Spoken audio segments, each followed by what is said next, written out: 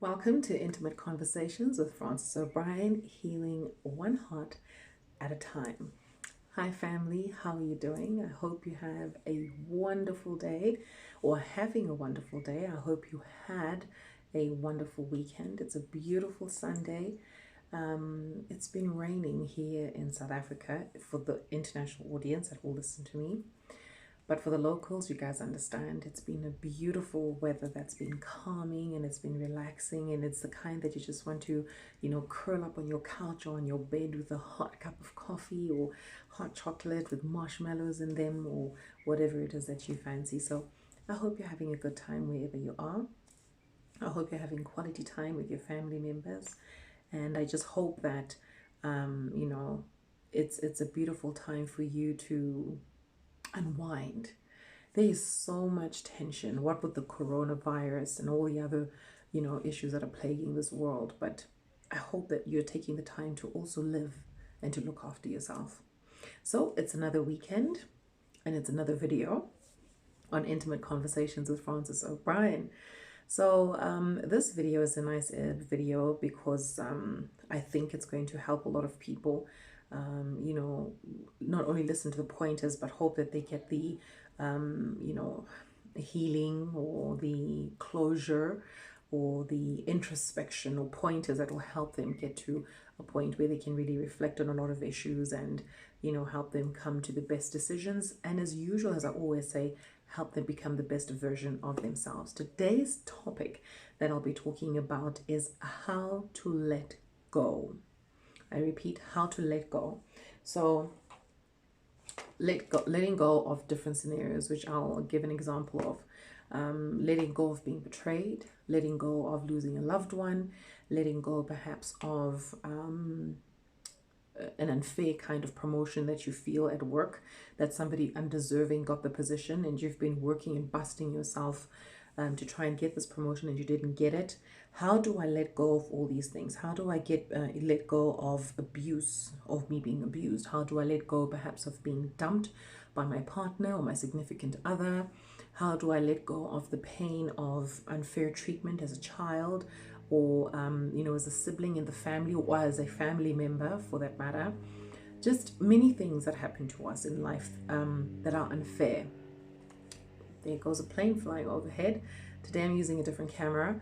I just thought, you know what, I'm going to use my phone because the mission of the camera, right now, I have got no grace.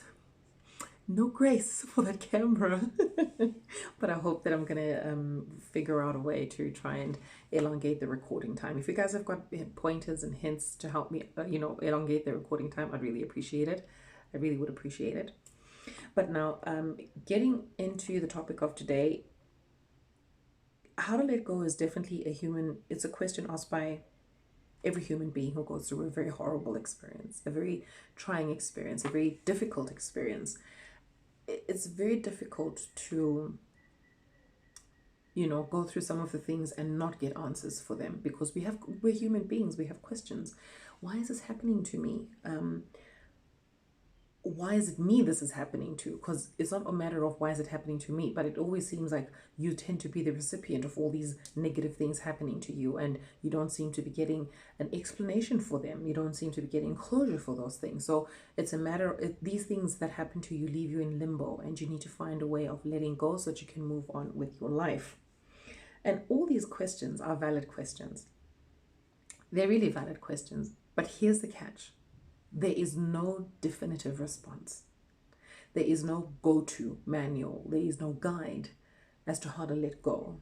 The only guide I know of, which I will tell you obviously, is the Bible. That is the only guide that I could possibly advise you to, read. And a lot of people tend to not have the patience to read the Bible. And I was stubborn in that area. And it takes a while, and God has to walk you through that process. So what happens in the only go-to guide in this particular instance of letting go is listening to the different stories of people, myself included. There are hundreds of thousands of videos, I'm sure, of people who are now confident enough that God has touched and empowered to come onto YouTube and use it as a medium to help thousands, even millions of people get through the trying times that are happening in their lives. I mean, with a population of 7 billion, yes, not all of them have got access to YouTube and television and sorts, but it's a digital world, and eventually this information is going to go out. The beauty of YouTube is that when you post your video, it stays there for life, hopefully. And generations and generations to come are going to watch these videos that you've posted. So in essence, you've left your mark in this world. So I feel that when you go through something and God gives you the courage to talk about it, talk about it. Leave your video on YouTube so that people will learn. That's the only way that we can spread a message of hope, spread a message of peace, spread a message of encouragement. And that's what we're supposed to do as Christians. Especially, I will speak of Christianity always because, like I say, I am a Christian. So what you need to hear in terms of letting go is hearing the different experiences and the scenarios of people's life stories and how they conquered certain situations, how they got over certain situations, the help that they got, the advice that they have. These are tips. As the Bible says, there's nothing new under the sun. So every scenario that you could possibly think of, from murder to rape to abuse to lies to being cheated on to unfair treatment, you name it, the Bible has it. I mean, this is a story. The Bible is like a story. And the nice thing about it is it's a living story, meaning it never dies. These questions and these stories will always be relevant because that's why it's called a living word. It is a living word. So for the purposes of today's video, I will be using some kind of like blanketing pointers, I think, blanketing pointers that can also cover other aspects of the different scenarios of issues that I covered in terms of how to let go, whether it's a job retrenchment, whether it's an unfair promotion, whether it's being cheated on, whether it's being abused, being dumped, losing a loved one, all that type of stuff. And the thing is, these are simple questions. How do I get over it? How do I let go? How do I move on? It's such a simple statement, but they are deep-rooted feelings. They are deep-rooted feelings that release this kind of question. So I hope that this video, amongst the many others, is going to help you because these are my experiences, these are my tips, and I believe that they will help you move on or find closure to certain things that have happened to you in your space. So let's move on to point number 1. As usual, I have my book. Feel free to jot down. That's another thing. If you don't want to download the video and when you listen to it, or if you do listen to it, which I normally do, guys, actually I'm using my phone to record, but what I do is I download videos and then in the comfort of my home, usually in the evenings, I will play the videos that I've downloaded and I will listen. And you find that when you're on your own, this is when you really get a lot of that information imprinted onto your spirit and into your mind, and you are able to really absorb the information and you're able to apply it. That's what I do. So I suggest that you do the same thing, to download these videos and listen to them in a quiet time when you know there's nobody that's going to disturb you. It's difficult to listen at work. If you're opportune to listen to these videos at work, then by all means go ahead. But if not, download them and then watch them in the privacy of your home. So let's get to pointer number 1. And as a reminder, today's topic is, how do I let go? Or you could say, how do I move on? So pointer number 1 is, recognize the situation for what it is. Acknowledge that you are hurt. Don't deny it. Don't bury it. Don't ignore it. Acknowledge that you're hurt. Denial is the reason most people find themselves repeating their mistakes. Don't deny the fact that you're hurt. Acknowledge it. Because a lot of people, and why I say this is because sometimes somebody does something to you and you process it in a microsecond, literally a microsecond, and you're like, you know what, it's fine. Sometimes when things happen to you that are really painful, take a moment to keep quiet and then just absorb, this thing really hurt me. This person disappointed me. This person betrayed me. This person let me down. This person stabbed me in the back. This person has made me feel unappreciated or unacknowledged. Your body has emotions, and those emotions were given to us by God to guide us, not to control us. There's a very big difference. Meaning, if I'm feeling like this, our spirits are very sensitive. So if somebody does something offensive to me, my spirit will react in a certain way. I have to acknowledge that. However, I have to control what my release will be based on what I've received. I can't just lash out like that. That's why I'm saying they're a guide. So if somebody has hurt me, acknowledge that you've been hurt. Process it, even if it takes you a week, a year. Well, a year is too long, honestly. Even if it takes you a few days or a week at most, or 2 weeks even, or even months. Process that this thing hurt you and take your time to release.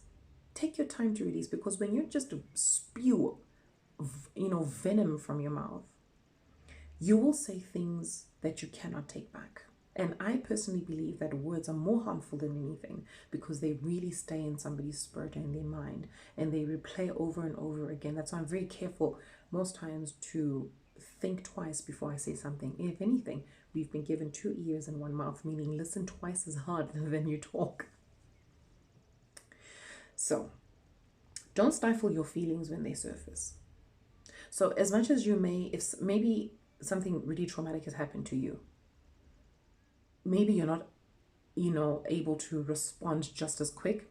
So what you should do is take time, allow those emotions to kind of seep or steep. Then get to a point where you actually release the pain.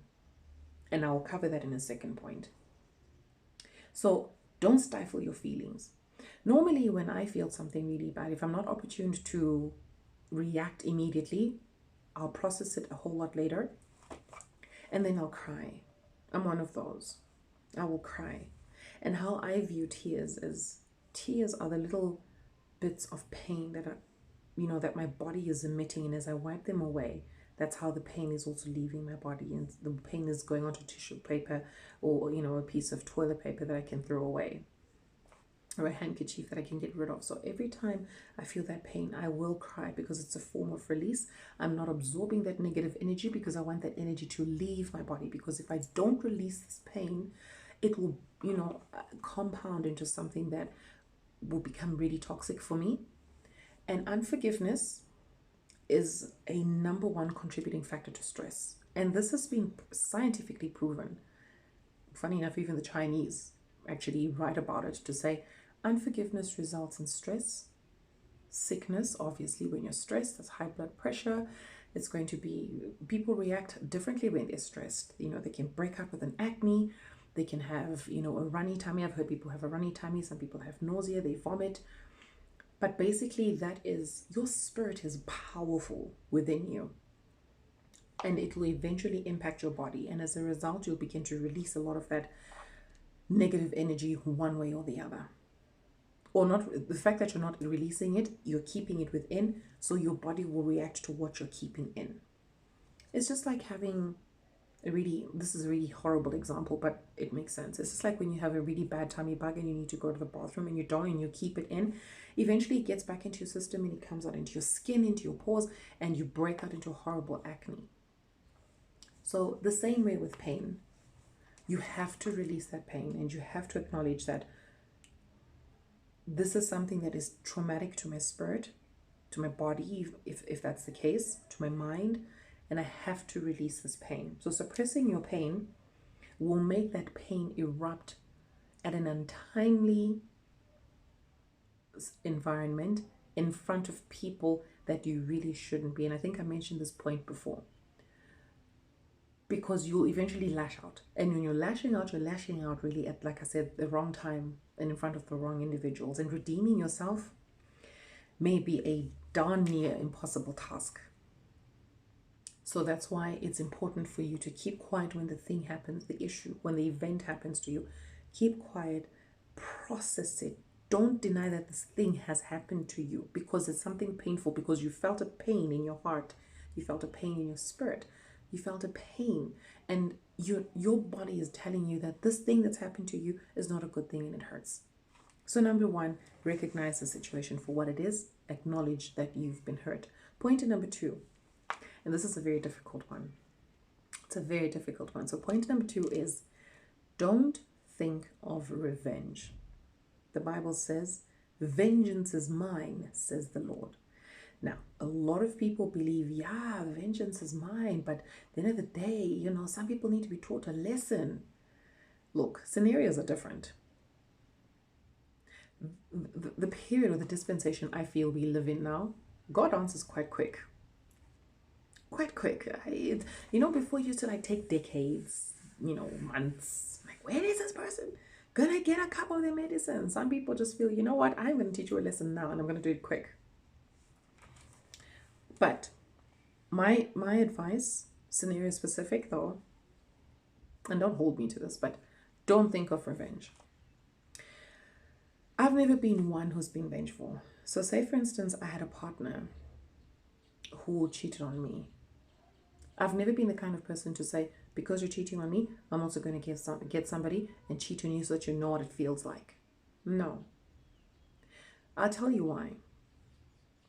When I love you, when I love you in a relationship, I believe that you should be transparent and you should be honest with your partner.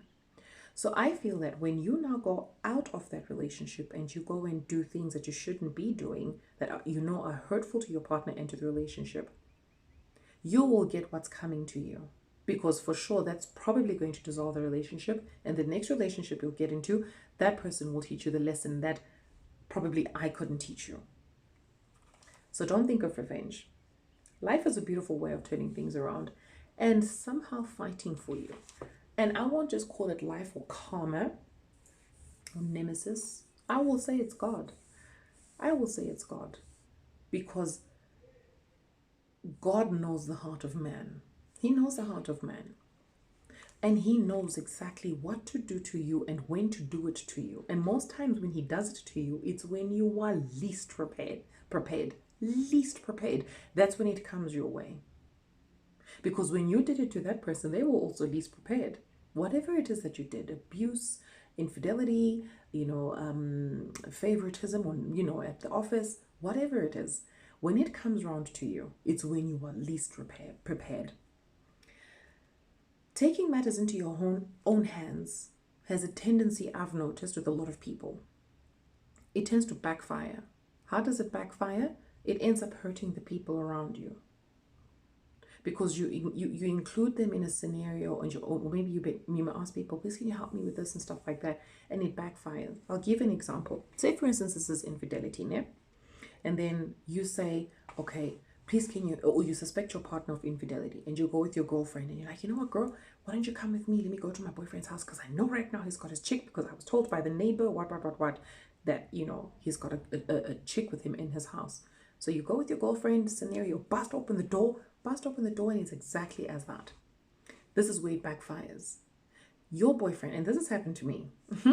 This has happened to me. Not particularly in this scenario, but the happenings. Your boyfriend will turn around and smack or beat your girlfriend and not even hit you whom he is offended. He won't even hit you whom he has offended or insult you whom he has actually directly offended, but hit the one who just happens to be the third party. In my case, it was my girlfriend. Why? Because he felt that she's the one who alerted me to his infidelity. So if it wasn't for her, I wouldn't have found out. So as a result, my girlfriend spoiled his game. So as a result, she got the beat down. That's why I said, never take matters into your own hands, because you will include people that will get hurt badly in your vengeance scheme. Leave things to God. Leave them to God. Don't think you are clever in some instances. I have heard of girls wives pouring acid on their partners. Once that kind of heinous act is done, you cannot reverse it. Most of these acts are irreversible, completely irreversible. So I don't even agree with you doing some of these things in the first place. We all learn lessons by hurting others and getting hurt. When karma visits the person that offends you, don't laugh at them. Even though in your heart you may be prancing like, prancing around like a leprechaun in a rainbow that's just found a pot of gold and like, yes. Don't do that. I know it's difficult, and sometimes we get into that, yeah, what were you thinking? Who did you think you are? Now it's come your way. That try not to laugh because, excuse me, I don't think that person really laughed when you were in pain. So I don't think you should laugh at that person. Sometimes just silence and looking at the person says a lot of things, and it leaves the person to draw conclusions as to what your thoughts are, what your feelings are, without you saying anything. There is power in silence. There is power in silence. Try not to laugh at that person because that person will be going through a lot of pain as well, the same way you did. But I know deep down, you're saying good for them. And chances are it is good for them. Now they will know that what they did to you was really hurtful. Really hurtful. That's point number 2. So don't think of revenge. Leave vengeance for God. I promise you, when God does it, oh my God, nobody does vengeance better than God. Nobody does vengeance better than God. Leave vengeance for God. When you are in pain, go on your knees and cry. Go on your knees and cry and tell God, God, this is not fair. He knows it's not fair. When that thing is happening to you, it's not like he's not there. Oh, he is there. And he's standing right by your side and he's telling you, girl or boy, I have you. Or man, I have you. I am there beside you. And you will be stronger through this experience because I will make you stronger. I'll give you that strength. So before I get too preachy, let me get on to point number 3. Find a safe place to vent. Been there, done that, honey. Find a safe place to vent, which means find a safe place for you to express and release your pain. I've heard of people going to gun ranges. And just as a side note, honestly, I'd love to go to a gun range. Not to go and practice to do anything in reality, but just to play it in my mind. Funny enough, I think that kind of phase has passed now, so I don't feel like doing that any longer. I think just for the experience of shooting, because of what I see in the movies, it looks like something fun, so why not? For the experience of it, obviously. I've heard of people going to gun ranges. Let's get back to serious business. I've heard of people going to gun ranges. Some people travel for the sake of a change of environment. For some, it helps clear their minds. Personally, a change of environment, yes, would be good, but I feel safe venting in the privacy of my home. Screaming perhaps into your pillow will help. Crying in the shower will help.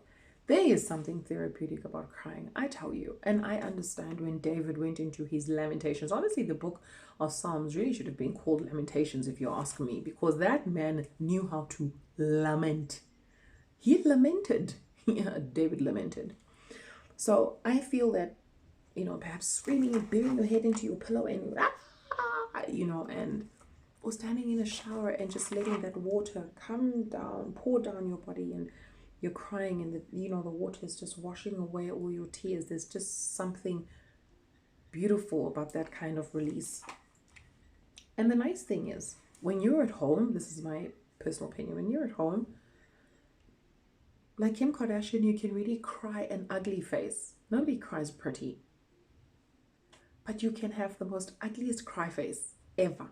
And the only person who can see it is God. That's the beauty of it. The only person who can see your ugly face is God. And you can be vulnerable in front of God. He will never judge you. He will never condemn you for releasing your pain. If anything, he wants you to release that pain. Why? Because he wants you to heal and to move on from it, not to dwell and to sit in that pity party, or to sit in that pot of misery and just be non-progressive and unproductive. He doesn't want that for you. Some people think that partying excessively is a method of coping. But for me personally, I think, you know, when you party, you're not dealing with the root. You need to deal with the root of the issue. You're just finding ways of coping with the problem, and you're not dealing with it, you're not releasing it. You're masking it, you're covering it, you're dancing around the problem. That's what you're doing, dancing around the problem, and you shouldn't be doing that. You should be thinking about the problem and releasing the pain. Perhaps buy a piñata. Buy a piñata, get a baseball bat, whack the crap out of that piñata, boom, boom on the side, and you release it. I think I saw it on Marriage Boot Camp. And I saw married couples who were sitting in, their partners took turn beating piñata, and they were beating the crap out of the piñata because they were releasing the stress and the anger and the pain that they felt for whatever it is that they were dealing with at that moment, based on the therapists, for lack of better words, were helping them do. Buy a punching bag. Ladies, you can do the same thing. Buy a punching bag, hang it in your garage, put on your boxing gloves, and punch, honey, and punch, honey. Release that pain. That's the point I'm trying to make. You need to find a way to release your pain, because that is point number 3, which is find a safe place to vent. And who knows, you may even pick up a hobby. Ladies, you might even be surprised how much you actually like boxing. You know, for me, or alternatively, you can go for a sprint. You can feel the wind in your face. You can, as your tears are streaming down your face, the wind is drying up your tears, and that's how the pain is leaving your body. You might even find a hobby. I promise you, you'd be surprised how much success has been birthed from pain. And we've read a lot of these stories from different celebrities all over the globe, all over the world rather. And we've heard how their purpose was birthed from their pain. So when you release your pain, you'd be surprised. I never thought that I would find pleasure in painting furniture. So I bought myself a little desk, and I bought myself a chair. I bought myself a TV unit, and I painted these. I can't tell you, they came out so beautiful. And I was so happy, and I found it so therapeutic just to listen. And it was in silence. I painted in silence. I didn't even listen to any music, just that I could hear that stroke of the brush up and down and up and down, and then the smell of the paint. And just, funny enough, as you're painting and you're thinking, you're actually processing everything that has happened to you. You're processing the different things that have happened to you. And it's such a therapeutic feeling. I can't tell you enough. Find a way to release your pain, because finding a way to release your pain is where you might even find your purpose. You'd be surprised, or you might even find your talent or something that you really enjoy doing. You can even start growing stuff, and not, before you know it, you're getting into the whole agricultural business just from growing stuff. You'd be so surprised, or getting into some form of horticulture or whatever it is. But I think you understand the point, which is find a place to vent or to release your pain. That's point number 3. Point number 4 is spend time alone or spend time with friends and family. Go with what you feel like. And I'll be careful with what I say feel like, because sometimes you may feel like doing something and your mind is not really there. And when you go, it doesn't really serve the purpose of what you thought. Alternatively, or on the other hand, when you don't feel like it and you go out, it's actually one of those like, yeah, actually, I'm really grateful I actually went out. And I'll give you a scenario. I remember there was one time my girlfriend set me up, on a date, and she's like, Francis, why don't you go on a date? Stuff like that. And I was like, girl, I am not interested. I do not want to see nobody. I don't want to talk to anybody. I just want to be on my own. But anyway, last minute, so the guy calls. Last minute, I just say, you know what? Let me just go on this outing. I didn't put it in my mind as a date. I took it as an outing. So I got dressed, and we went to our meeting point. I told myself when I went out, I am going to have fun, irrespective of whether this guy is a good guy or he's a douchebag. I am going to have fun. I tell you, when I made that conclusion, I literally had fun, irrespective of whether the guy didn't have fun or not. I came home smiling like a Cheshire cat. I was so happy. And I got home and my girlfriend asked for a status report. Girlfriends, you know what it's like. And I actually said to her, girl, thank you so much for actually, you know, suggesting that I go out. I'm glad I actually went out. I really had fun. I had fun and I enjoyed it. And even if I don't get to see the guy ever again, I'm okay with that. I think I just decided to have fun. And that's exactly what happened. We never met again with the guy, but I had fun. I just told myself, I'm going to take care of me now. So it's not like I went out and I was conceited. We just didn't click. Long story short, because I'm sure you're like, but why did you guys meet up again if you had so much fun? There wasn't chemistry enough for us to meet again. We didn't click, so that was okay. But I wasn't, there was no, the intention for me was just go out and have fun. So when I say to you, spend time alone with friends and with family, your family may know what you're going through. Sometimes they may not, but they may make suggestions for you. Don't be so uptight. Loosen up a little bit. You'd be surprised what the outcome is of that suggestion that that friend or family member may be coming up with. So, in essence, be open-minded.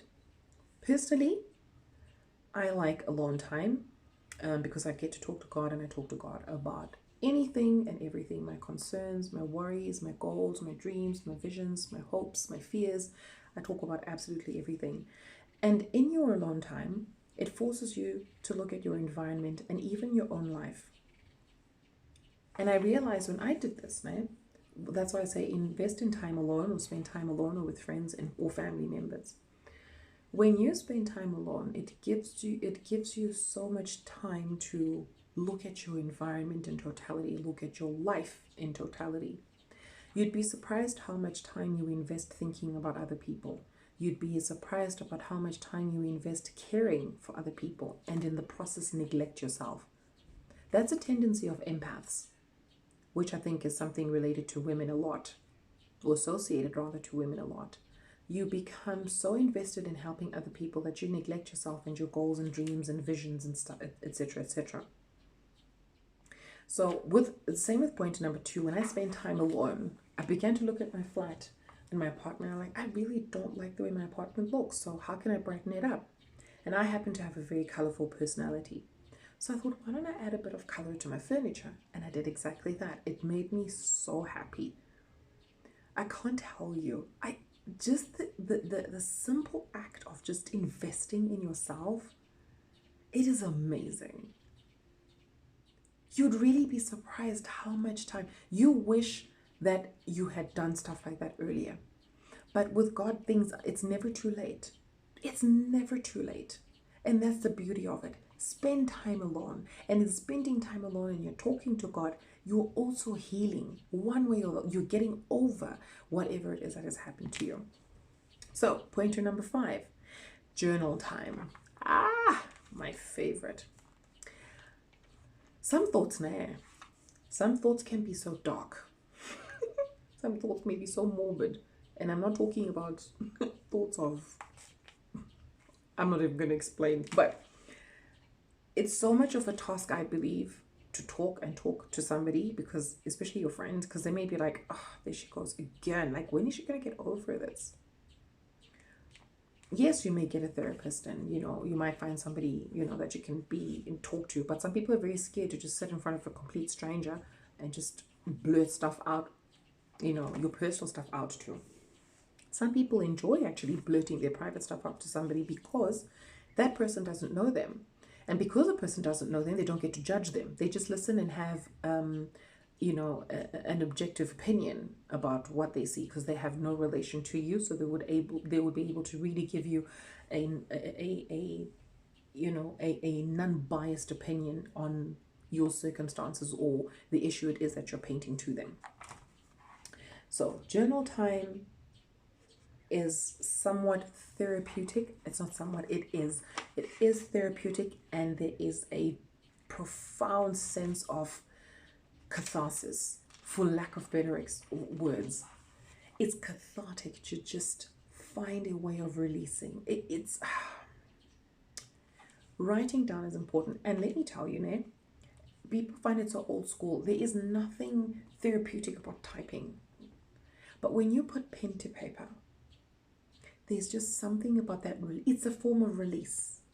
It's releasing pain, as I mentioned in point number 2, that find a safe place to vent.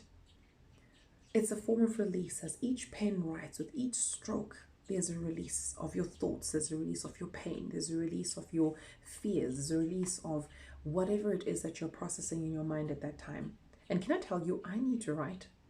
I used to write a long time ago, I used to write a long time ago. I used to write poems, songs, stories, and stuff like that. And then I stopped. And obviously that's based on the life circumstances. Different situations may influence certain decisions that you make.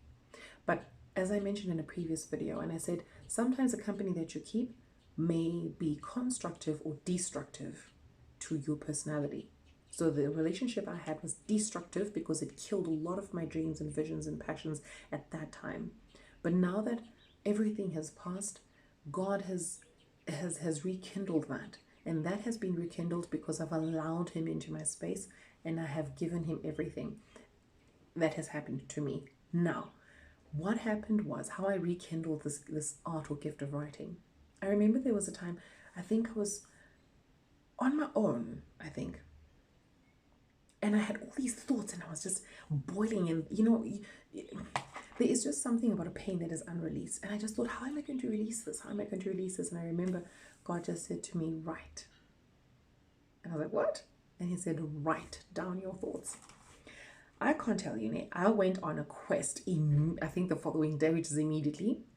I went on a quest of finding really beautiful journals because my thoughts are sacred and they're precious. So journaling things that you like or don't like is really therapeutic. And as a side note, here's another thing that you can do: role play acting. It is fun. I tell you, when you spend time alone, it's not like you're going mad or anything. No, you're not going mad. But there is so much fun in role playing. So what you do, put yourself in a scenario where you are blasting the person that has offended you. So whether it's your parent, whether it's your sibling, whether it's your boyfriend, your husband, a colleague or whoever. So say, for instance, it's a colleague at work and this colleague got an unfair promotion and you know that they are not qualified.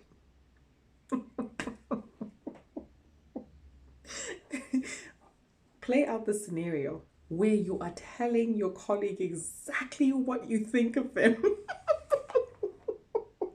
You are an uneducated, unqualified, non-talented human being that is not worthy of that position. How on earth could my boss be so dumb to give, like role play, act it out, give yourself a beautiful script where you lash out at the object or the subject that has offended you.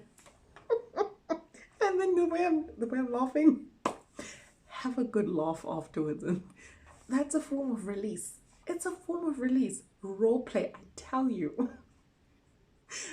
Sometimes it may even help to cuss. When people are going through pain, I'm sorry, but this is going to sound rather controversial and hypocritical of me. But sometimes cussing really, it releases. You're like, you, and you get to say exactly what you feel. After that, just and stomp off. Let's say you're role playing in your bedroom. Even if you stomp to the kitchen, that's fine. Stomp to the fridge and get a glass of water and drink it.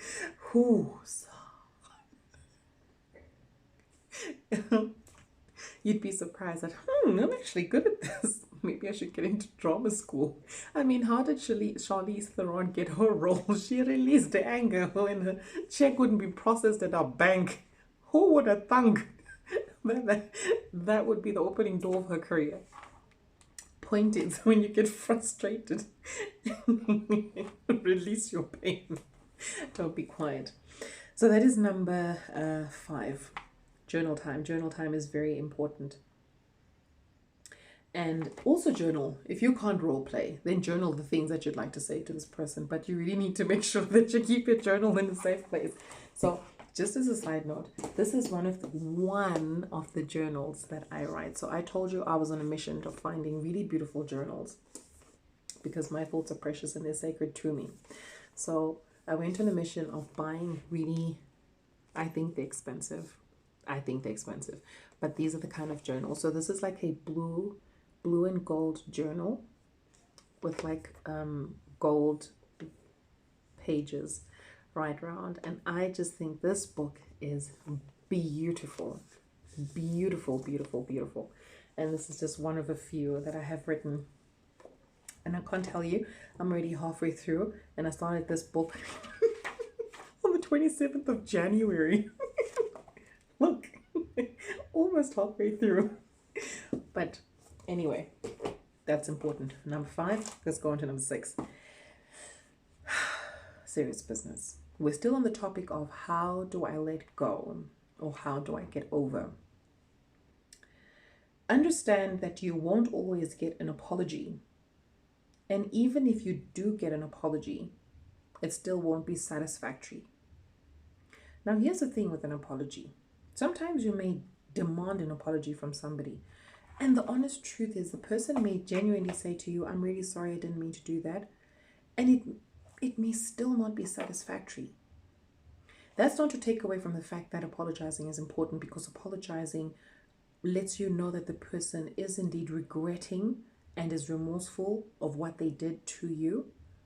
But in the same breath, they may apologize. It may be a half-baked apology, or it just may not satisfy you. You have to acknowledge that when you hear that apology and it's unsatisfactory, you can't expect that person to live in a world of constantly apologizing to you.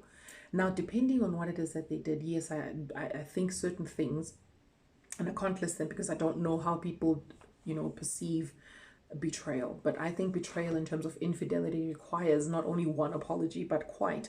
And it's not only a verbal apology, it also requires acting remorseful and really showing remorse.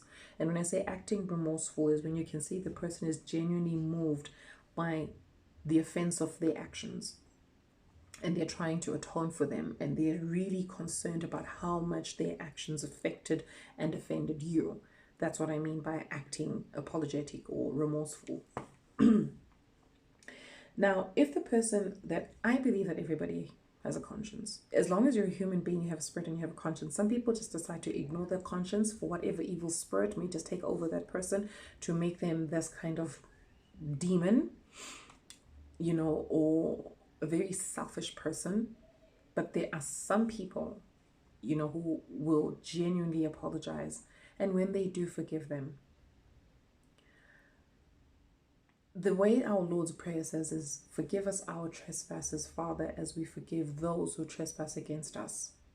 So we mustn't also act holier than thou. There's things that we have done that have offended people. Sometimes we were aware of them. Sometimes we're not aware of them. But either way, when somebody apologizes and genuinely shows you that they're sorry, forgive that person. You are not God. You don't know tomorrow. Because tomorrow you may wake up and offend somebody so badly, and that person may not forgive you. And as long as you have a conscience, you will really want that person's forgiveness.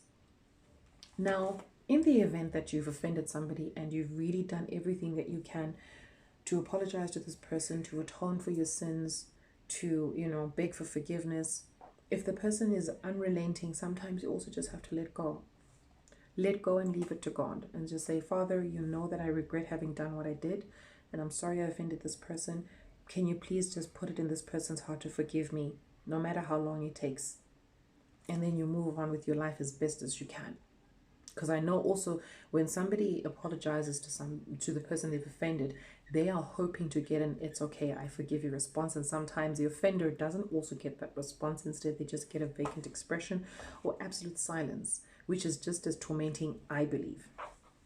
So the person that has been offended, understand that you won't always get an apology, but know that an apology does not make pain go away. It helps the healing process, as I said earlier on, but it doesn't make the pain or the memories of what this person did to you go away. True peace in this instance comes from time passing. There is no remedy. There is no quick solution to forgiving somebody and from healing from that offense. It just doesn't exist. So true peace comes in time passing. But in that time that's passing, you who's been offended, remember to live. Live. Live.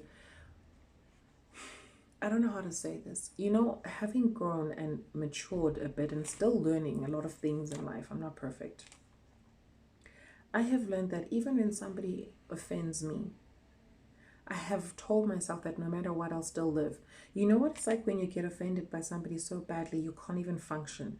You can't eat, you can't sleep, sometimes you don't even want to bath in the morning, you don't want to eat. You just abandon your passions and your hobbies and stuff, and you just don't live any longer because you are stuck in the rut of your pain. As much as you've been offended, you must live. You must live. You must find a way to get up. I know there's bad days and good days. Acknowledge that as well. But don't spend too long in the bad days, because the bad days will prolong right into giving you an alternate lifestyle that is contrary to the will of God for your life. Live. Continue to do the things that you were doing. If you were exercising in the morning, continue to. If you were, working on a project, continue to. Even if it's just like, a centimeter of progress a day compared to when you were doing a kilometer of progress. But just keep moving and continue to live. Continue to wear your makeup. Don't have the bland face. Ladies, that's for you. If you were used to wearing makeup, this person offended you and you became this blank canvas of misery and doom and gloom, don't abandon yourself. Still live. It's not the end of the world. There is so much more to learn, to discover, to live, and to see. And most importantly, you have God with you through and through. Not only you who's been offended, but also the offender. God sees everything from the beginning to the end and from the end to the beginning. He sees everything. As long as you put your trust in Him and you say, God, this thing really hurt and I need you every day. I need you. It's okay to not get an apology, because not getting an apology also doesn't define you. It defines the offender. It doesn't define the offendee. I'm not saying one shouldn't apologize, as I said earlier on. It helps with the healing process. But in most cases, there really isn't an apology. And you need to do what you need to do, which is move on with your life. Why? Because the wheels of life keep turning. And they keep churning. They will churn you and turn and turn. But you cannot stay still.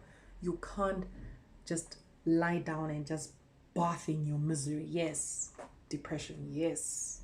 Insanity. Yes. Non-progress. Yes. Sometimes as Christians, we also place too much on, evil spirits and, external influences on us not moving forward. Sometimes you really have to just get up and fight. And getting up and fight is just simply that, just getting up, bathing. You'd be surprised sometimes how the enemy's like, she's actually getting up. I wanted her to stay in the bed the whole day. I wanted him to stay in the bed the whole day and not progress and not move forward and stuff like that. You have to fight. You have to fight. You don't have a choice. The life is yours at the end of the day. And like I always say in my other videos, or to my friends as well, that when you're standing at the pearly gates and God is there, what did you do with the life that I gave you, Francis? You must be held accountable for your actions. You must know why you did what you did when you did it. Because you were given a brain. God gave you a brain. And you must use it at every single point in your life. You cannot go around blaming people, because you are accountable for your actions too. If God says, why didn't you do this? No, because they offended me. That's like the Adam syndrome. No, they offended me. And He's like, so if they offended you, does that mean that was the end of the world? Did you not know that you have a whole lot of days to live, to do things that were constructed? Did you not know the purpose that I had for your life? What will you now answer? Well, why did you let them do? No. You can't always be, as usual, you're blaming that person. Take accountability for yourself and say, you know what? They offended me, but I'm not going to live in this offense. I'm going to move on with my life. I'm going to make the best of myself. I am going to turn around this very negative situation to work around for my favor, for my good. And God, I need your help. I need your help. So what may seem foolish is very wise in the eyes of God. What may seem wise is very foolish in the eyes of God. Only God is the superior being that knows how everything works. And I think, personally, I just feel like if you're a Christian, you're really a darn fool. I'm sorry, you're a darn fool if you think you can control everything, because you can't. There's certain situations that happen to us in our lives as Christians that are completely out of our control. Why? Because we are not a superior being. We have a creator who is a superior being. There's certain things that he will allow to happen in our lives because he wants to remind you that you need him no matter what. Anyway, let's move on to point number 7. We are on the second last pointer of how do I let go, or how do I move on. So number 7 is taking all these points into consideration. It's now time to take control of your emotions. So it's a feed off from the last point. Just understand that you may never get an apology. So take control of your emotions. Your emotions shouldn't control you because they are there to guide you. And I elaborated on that at an earlier point. Getting to the stage requires experience, and it takes time. It takes time. It takes time to take control over your emotions, because a lot of us act on our emotions rather than applying logic. It takes time for you to realize that if I don't think this through, there will be repercussions. And most times when you take time to control your emotions, you actually never really respond. Unlike when you're in your emotional state, you will definitely react and you will respond. But when you're in control of your emotions, you don't respond most times and you don't react. You know why? Because you're a better person and you realize it doesn't serve me any better and it's not going to make me a better person. Because when you want to react and respond to somebody who's offended you, for sure, the way you react is not going to be a good reaction. That's for sure. 90% of the time, it's not going to be a good reaction. I mean, if you walk in and your husband is cheating on you, it's not like you're going to say, I forgive you, and walk away and genuinely be okay. No, that's not going to be the issue. But when you react in pain, your chances of you bursting open the door, grabbing a hold of him, probably throwing in a punch or slap, whatever it is, on him or the person that he's with, that's when you realize, I don't have to react the way I feel. The logic would be, for my husband to do this or my partner to do this to me means they don't value me. And if they don't value me, then they don't deserve me. So the best thing I can do for myself, as painful as it is, take a deep breath, pack up my bags, and leave. What is all this for? What is all that for? And let me tell you now, what I've realized also with growing up, sometimes when somebody really offends you and you don't respond, it is so painful and it's frustrating. If you don't understand what I'm saying, let me give you an example. You know when you were a kid and you did something really stupid? You misbehaved with whatever it is that you did. And then I am going to get a whooping today. I am going to get my butt kicked. And then when your parent finds out, mom or dad, usually it's mom, and she comes in and she looks at you and says absolutely nothing. Do you know how your brain is racked with all the reasons as to why this woman did not kill you and bury you that day because of what you did? You can't even stay in the same space with that person. You can't, because you're walking around. You know when a dog misbehaves, it's like really huddles into a corner and gives you those, like, what are you gonna do? Are you gonna kick me out? So you behave the same way as a kid. Oh my goodness. You start doing all your chores on time, even more than you should be, hoping that she will pick up, or he will pick up, your father will pick up on, your change. That's exactly how sometimes you need to react. Just not say anything. Let that person swim in an ocean. This is not a swimming pool, an ocean of assumptions as to what is possibly going on in your mind. Let them swim and drown if possible. I mean, look, if you went around looking for trouble, you're going to get what you deserve. Sometimes, and that comes with experience. That comes with maturity. I tell you, it's not everything that you react to, and that's how you control your emotions. So you can get angry. The Bible does say get angry, but don't let the sun go down in your anger. Anger is like unforgiveness. It also causes a lot of ill in your body, in your mental, spiritual, and physical health, well-being. Being destructive in your anger is not the aim.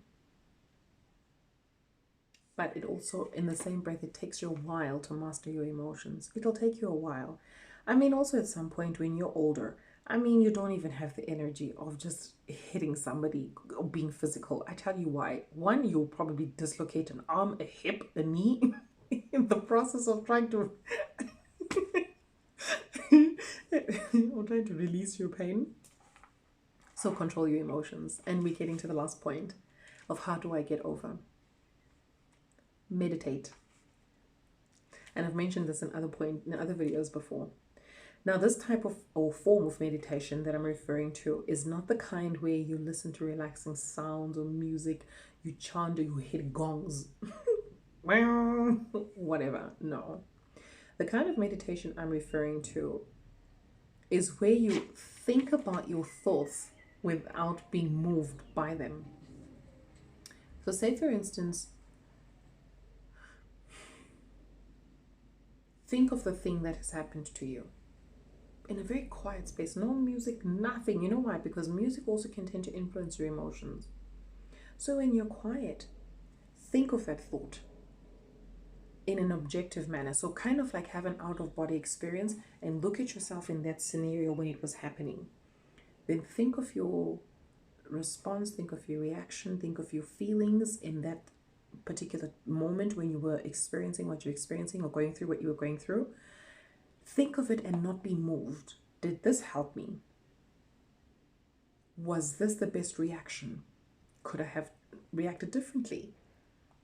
You know, how could I have changed the situation? How could I have been a better person? You have to think of all of these pointers. It really makes sense, and you'd be surprised how much can be revealed about yourself when you meditate. It is important.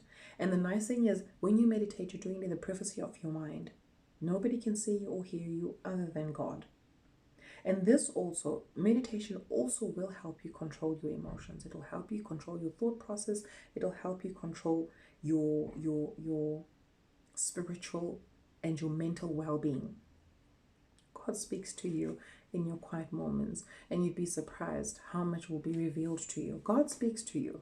Don't even say God doesn't speak to you. That little quiet voice that tells you you shouldn't have done that, or this is what you should have done, that's that little voice. God will never boom from heaven or thunder from heaven. He's not Zeus. It's that inner quiet voice that will speak to you and say that was not the right thing to have done. A lot of people run away from total silence for fear of the voices that they will hear, which is usually the voice of their conscience. So I mean it in a positive way. So if your conscience is saying, no, don't do this, you're thinking, no, I'm not going to listen to that. I must do this. And then you react. That voice that tells you what you don't want to hear is usually the better one. That voice that says, yes, go there, bash the car, dent, whatever, smash the television, do this, do that, go, get there, cuss your boss out, do this. No, that's not the good voice to listen to. That's not the good voice to listen to. And sometimes we don't want to meditate and listen to that voice because we don't want to be good at that time. We just want to release and lash. Ultimately, be kind to yourself, because there's no time frame to healing, because there was no time frame to that offense. It happened at a time when you least expected it, and it happened for however long it happened for. People process pain differently, so you can't compare to people that you watch.